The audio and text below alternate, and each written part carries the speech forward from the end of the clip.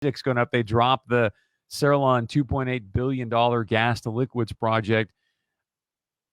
I don't know, at least I didn't, so I don't want to speak for everybody out here, but you and I spoke earlier today, and you said, Chris, this is the largest investment, largest project in state history. Tell us more about what's going on here. Right, and I think it's important to note that this is the single largest private investment in the state of North Dakota. You have things like the building of the dam, Garrison Dam, et cetera, and large government-based projects. But this is the single largest private investment, and it's a fascinating story, and we should really talk about why it's so important, not only from the investment standpoint. And what Cerlon's going to do is they're going to convert natural gas into liquids. And what does that mean? Well, they're going to take natural gas that we have going through our pipeline here to the tune of about 2 billion cubic feet of natural gas flowing through our pipelines. And that's expected to grow to 6 billion cubic feet.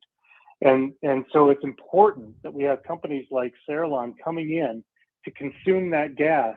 Otherwise, what we end up having is we'll become oil production constrained because we'll have too much gas and we won't have any way to get rid of it. And so that affects the entire state by cutting back gross production tax revenue. And so that's why it's really important to all of us. Companies like Cerlon are coming to the table with a value-added natural gas project that's going to consume 500 million cubic feet of natural gas. And so it's huge.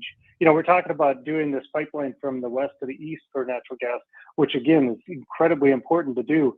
But we're talking about 150 to 250 million cubic feet of natural gas in that project. So in this one project out here in the west, at the beginning of the production of oil and gas in that pipeline, we're taking that gas out of the mix so that it'll open up for additional production, oil production down the line. And so it's critical for our state's revenue. It's critical for the ability to continue to produce oil at the level we're producing it right now, and if not expand it. And I think what's important for people out east to know is that this is just phase one. Like, what does phase 2, 3, and 4 look like? Exactly. And so Cerlon is phase one, a $2.8 billion project. And immediately upon completion and commercial operation of phase one, they're starting phase 2, which is a doubling of that.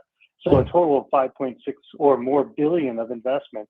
And it's just absolutely incredible. They're going to be making things like the synthetic oils that you use in your vehicles and greases that they use in the agriculture, and as well as very ultra low sulfur diesel that they'll make from natural gas. And so it's a process that's known to the world, but this will be the first of its kind and the largest, obviously, in North America. And it's very fascinating, some of the processes that they're doing to automate as much as they can in this plan. It's a tremendous story. But you couple that, you put a tenant anchor like that into place, and you get a lot of other follow-on industry that goes along with it.